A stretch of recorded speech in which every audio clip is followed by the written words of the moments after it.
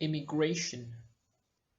We have not yet started even moving, but there are some people who have not only come out of the abyss, but have also immigrated from that stage. The Holy Quran says, "He who leaves his home, immigrating for the sake of Allah and His Messenger, and is then overtaken by death, shall surely to be rewarded by Allah."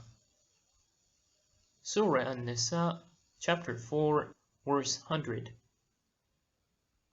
According to one possible interpretation, immigration here might have meant going from oneself to Allah, and home might have meant one's lower self. In this case, the whole verse would mean that there were some people who came out of the dark and dingy home of their base desires and continued to move towards Allah till they were overtaken by death.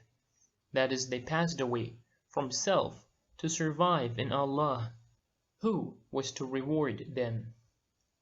In other words, Allah Himself is their reward, for they attach no importance to paradise and the bounties found therein. Their sole objective is Allah, because for a person who undertakes the path of self-annihilation and proceeds towards Allah and His Prophet, nothing is left which he could call his own. For him, everything belongs to Allah. He who reaches this stage is surely to be rewarded by Allah. It may be noted that there are some who have reached their desired goal after immigration, while there are some others who, though they immigrated, yet they could not reach the stage of passing away in Allah. The third category is that of the people, like us, who could not immigrate at all, and are still groping in darkness. We are not lost in the labyrinth of the mundane things, but are also prey to selfishness and egoism, so much that we cannot see anything beyond our self-interest. We want everything for ourselves, for we think that nothing except us has any value. We have not yet thought of immigrating, because our thinking is limited to this world only. 70 years back. We do not discard the faculties with which Allah has equipped us, but we use them for mundane purposes, as if we were to live in this world forever. As the time passes, we continue to get away farther and farther from the source to which we should have immigrated. According to a report, once the Holy Prophet was sitting along with his companions when a loud sound of something falling was heard. The Holy Prophet's companions were startled. They inquired what had happened. According to the report, the Holy Prophet said, "A stone was rolling down in the middle of hell. Now, after 70 years, it has fallen into a well located at the other end of it.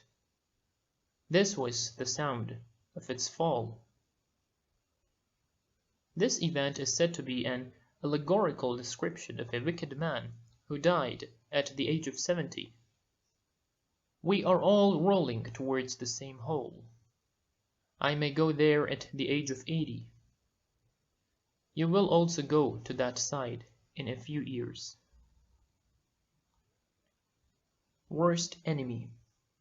It is our selfishness and egoism that are responsible for our present condition. The following maxim expresses the same truth.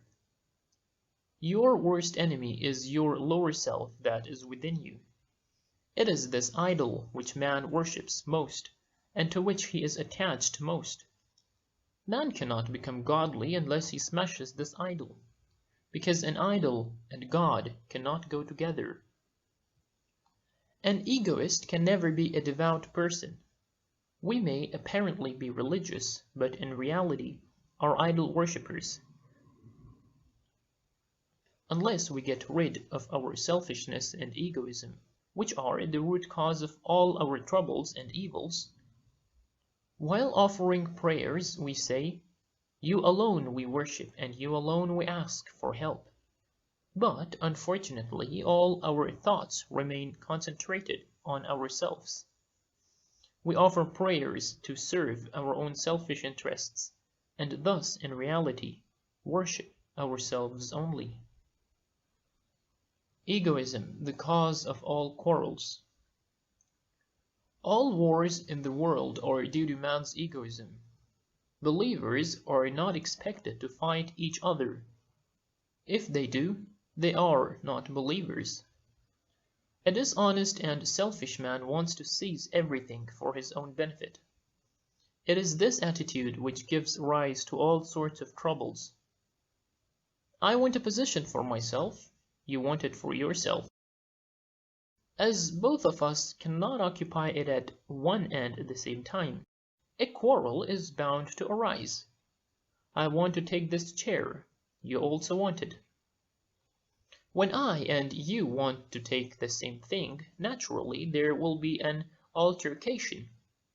If two persons attempt to occupy this country, a war will ensue. All wars and battles are the outcome of selfishness, the result of the conflict of personalities and their interests. As the holy men are not selfish, they do not fight each other. Even if all the holy men gather together at one place, there would be no fight and no quarrel among them, for whatever they do for the sake of Allah. As they are neither selfish nor egoistic, they do not oppose each other. They all have the same source and the same direction. It is we who are lying in a well that is as dark as possibly can be. This darkness is that of our egoism. So long as we do not give up our egoism, we cannot get out of this darkness. We are selfish and self-conceited. That is why we do not attach importance to others and consider ourselves alone to be all important. If the thing is advantageous to us, we accept it. If it is not, we reject it, howsoever right it may be. We believe only that thing which is in our favor. All this is egoism and selfishness. It is this attitude that is the cause of all troubles, and is responsible for all misfortunes of humanity. I want to pursue my interest, and you want to pursue yours. There can be no godliness so long as selfishness persists. Then, what is the remedy? Man has within himself an idol temple. It is not easy for him to get out of it. He needs divine help, a hidden hand which may take him out of this dungeon. The prophets have come for this very purpose. Aim of the prophets. All the prophets and the revealed books have come only to smash this idol temple and to take man out of it. The prophets have come to set up a divine order in this fiendish world ruled by devil, whom we all obey. Our base desires are the devil's manifestation, the greatest devil being our own appetitive soul. Whatever we do become devilish. That is the reason why nothing that we do is free from selfishness. The devil holds influence over us, and we are dictated by the devil. We can get out of the labyrinth only if we emigrate from our present stage. Act according to the teachings of the prophets and other holy men, and cease to be selfish and egoistic. If we do so, we will gain an inconceivable success. This emigration is essential for anybody who aspires to attain to perfection. Major Jihad. He who wishes to get out of the dungeon of egoism must strive to immigrate from his present state. According to a prophetic tradition, Once, certain companions of the Holy Prophet came back from a jihad, holy war. The Holy Prophet said to them, "You have returned after carrying out a minor jihad, but still owe a major one. A major jihad is carried out against one's lower self. All other jihads are subservient to this one. Any other jihad performed by us will be worth the name only if we succeed in the major jihad. Otherwise, all other jihads will be nothing more than a satanic act. If a person takes part in the holy war with a view to obtain a slave girl or to provide for his livelihood, these very things would be his reward. But if a person performs jihad for the sake of Allah, then it would be Allah's responsibility to reward him. In fact, the reward depends on the quality of the job performed. Obviously, there is a vast difference between the quality of our performance and that of the holy men and friends of Allah, for our aims and objects are quite different from theirs. Devotion is the criteria. Has it been said without any reason that at the war of Ditch, Khandaq, one stroke of Imam Ali's sword was more meritorious than all the acts of worship performed by the jinn and mankind? Apparently, his stroke was no more than a blow to kill a person, but it had a far greater significance. At that time, Islam was facing a combined forces of infidelity, and if Muslims had been defeated in that encounter, the very existence of Islam would have been endangered. There is still another aspect of the question, and that is the dedication and devotion involved in Imam Ali's act. Once, while Imam Ali was on the chest of the enemy, he spat on the Imam's face. Imam Ali, peace be upon him, at once got off so that his act might not be affected by the motive of personal vengeance. The spirit of such a stroke is certainly superior to all acts of worship. It is this spirit which gives the acts of a true believer their proper meaning and significance. Outwardly, the acts performed by the polytheists and the monotheists, the idolaters, and these who do not worship the idols look alike. Apparently, there is no difference in them. Abu Sufyan also used to offer prayers. Muawiyah was himself the Imam of congregational prayers. He performed their religious acts like others. It is the spirit of prayer that accords sublimity to it. If the spirit is there, prayer is a devotional act. Otherwise, it is nothing more than a mere show and a fraud. This principle applies to us also. We simply deceive each other.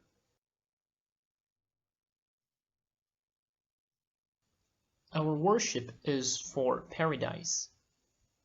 All our devotional acts serve our own interests only.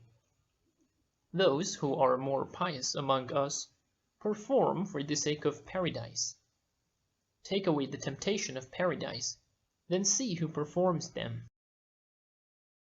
Imam Ali's case is different. He was in fact fond of the acts of devotion and worship. It is said about him that he loved the acts of devotion and embraced them. As a matter of principle, it is not of much significance to perform acts of worship for the sake of paradise. A person who has reached the stage of passing away in Allah attaches no importance to paradise. He actually does not care for it. Paradise and hell are alike for him who has annihilated himself. He praises Allah because he believes that Allah deserves devotion. This position is attained by those who are fond of acts of worship. They worship Allah because they believe that He is fit for being worshipped. There are many degrees of devotion. Anyhow, the first step is shunning the selfishness and getting out of the narrow hole of egoism. For this purpose, the first thing to be done is to wake up for the sake of Allah, and not to remain sleeping. At present, we are asleep, although apparently awake. Our waking is that of animals, not of man. A tradition says that people are asleep. They will wake up when they will die. At that time they will realize that they were totally unconscious of the real situation. A Quranic verse says, "Hell is surrounding the unbelievers." It means that hell is even now surrounding them, but man, being in a state of unconsciousness, does not perceive that. When he will gain his consciousness, he will realize that there is a fire all round him. We all have to go by this path. Therefore, it is better for us to wake up and walk along the straight path shown to us by the prophets. Prophets come to reform men. Reforming mankind is the mission of all prophets. For this purpose, they set up a just order. It is man who is just or unjust. To establish a just order means turning the wicked into the righteous and the unbelievers into believers. The prophet's job is to transform the people. If people were left to do what they liked, they would certainly fall into the deep pit of hell. It is the prophets who guide them to the right path. Alas, we are not yet following it. I am 70 years old, but am still where I was. I have not emigrated. Perhaps my condition will not change till the end of my life. Anyhow, it is essential for everybody to follow the straight path. There is no alternative. An appeal to the youth. You are young and can adopt this path better. Do not worry about us, for we are already a spent force. You can purify your soul easily, as you are closer to the world of divinity than we, the old people. Comparatively, you have deteriorated less, but things are becoming worse day by day. The more delay will make the matter more difficult. It is difficult for an old man to be reformed, but a young man can be reformed quickly. It is easier to reform thousands of young men than to reform an old man. Therefore, do not postpone the task of reform to old age. Begin this work while you are still young. Begin this work while you are still young. Follow the teachings of the prophets. This is the starting point. The prophets have shown us the way we should follow, while we are unaware of it. The prophets are familiar with the way of safety and security. If you want safety, follow the way shown by them. Gradually, pay less and less attention to your desires. You will not get the desired result immediately, but gradually you can get rid of your egoism. One day, all our desires will come to naught. It is not in our interest to pay attention to them. Lasting is only that which relates to Allah.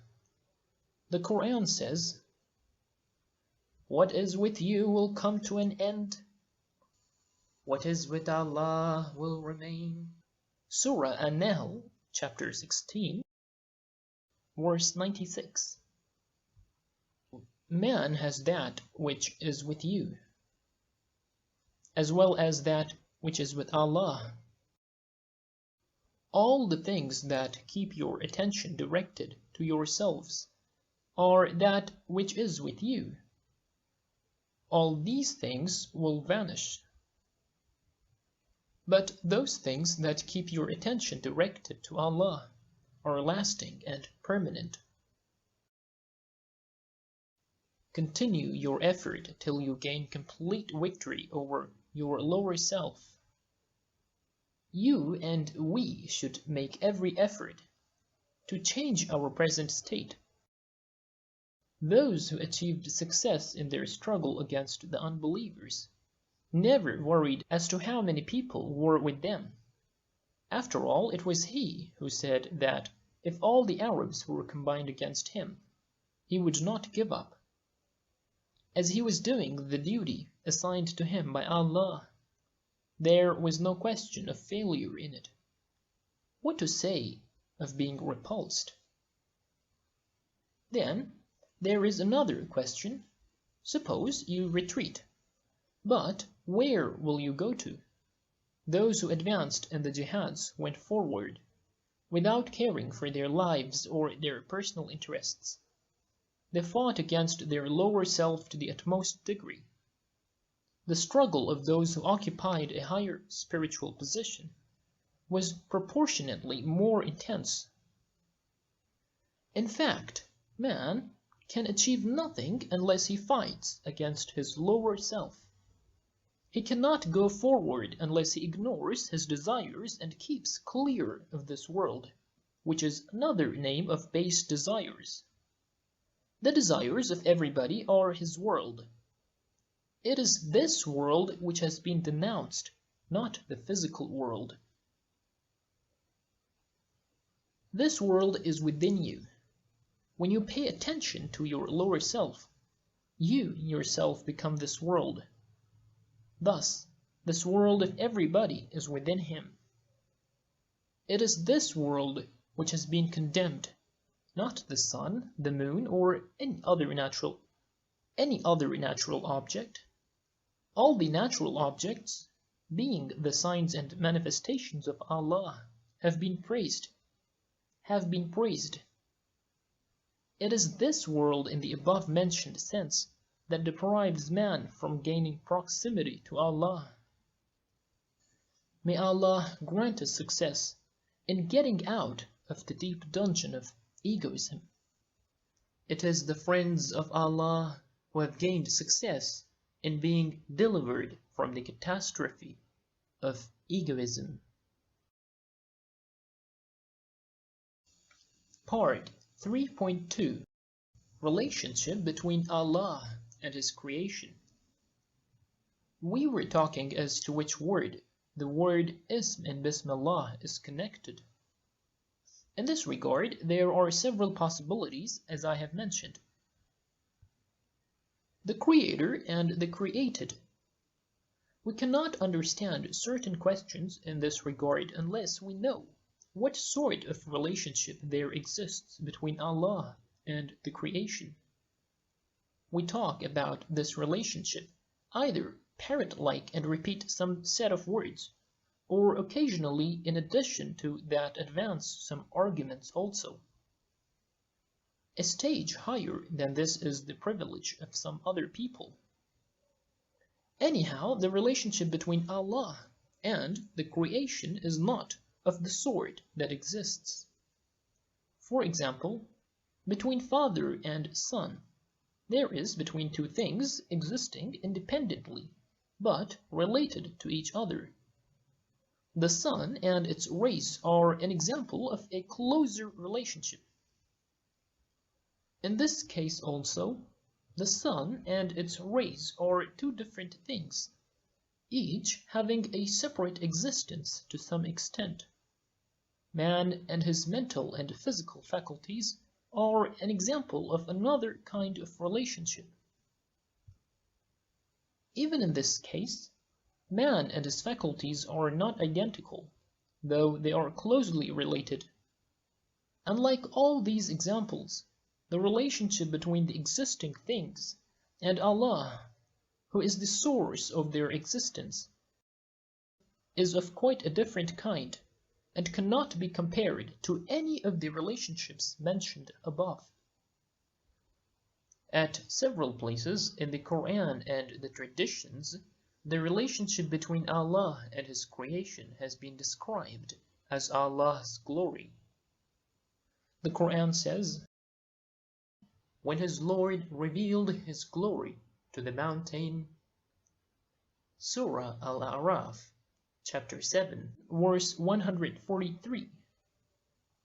There is a sentence in the Samat supplication which says, "By the light of your glory, you revealed to the mountain, and thus sent it down crashing." At another place, the Quran says, "Allah takes away the souls at the times of their death." Surah Az-Zumar, chapter 39, verse 42. While it is known that taking away the souls is the job of the death angel, if somebody kills a person, in that case also, it is said that he has put him to death. At another place, the Quran says, "You did not throw when you threw the pebbles, but Allah threw." Surah Al-Anfal, chapter 8, verse 17. All this is the description of a light and a glory. If we ponder over this concept, certain questions occur to our mind. Meanings of Alhamd. We said earlier that the first possibility about the definite article in Alhamdu is that it might be denoting comprehensiveness. In that case, Hamd, praise, would mean all praises, and the word Hamd, as well as the word Ism, will have a sense of multitude. From this point of view, Alhamdulillahi would mean that every praise that is made is that of Allah, for it is always the praise of some aspect of His manifestation or glory. The sun manifests itself in its rays. Man is manifested in his seeing and hearing faculties. Allah manifests Himself far more clearly in every creation of His. Therefore, when anything is praised, actually, a manifestation of Allah's glory is praised. As all the existing things are the signs of Allah, they are His names. According to the second possibility we mentioned, the meaning would be diametrically different, and Alhamdulillahi would signify that no praise made by any praiser was that of Allah, although in this case also His glory is revealed in all the objects which are praised. But our praise cannot be absolute, nor are we capable of praising the absolute being.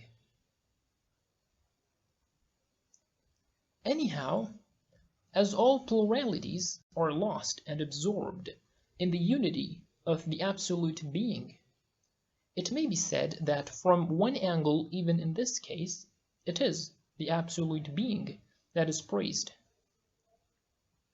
The only difference is of the angle from which you look at this issue. If you look at it from the angle of plurality, then every praise would be that of Allah. Every existing thing would be His name, and every name would be different from other names. According to this possibility, the meaning of Bismillah will be different from its meaning according to other possibility. The main feature of this possibility is that a sense of numerousness is implied in the conception of Ism, or name. Allah is the name in which the stage of multitude and detail is taken into consideration. This name is the exalted name in which Allah's glory is revealed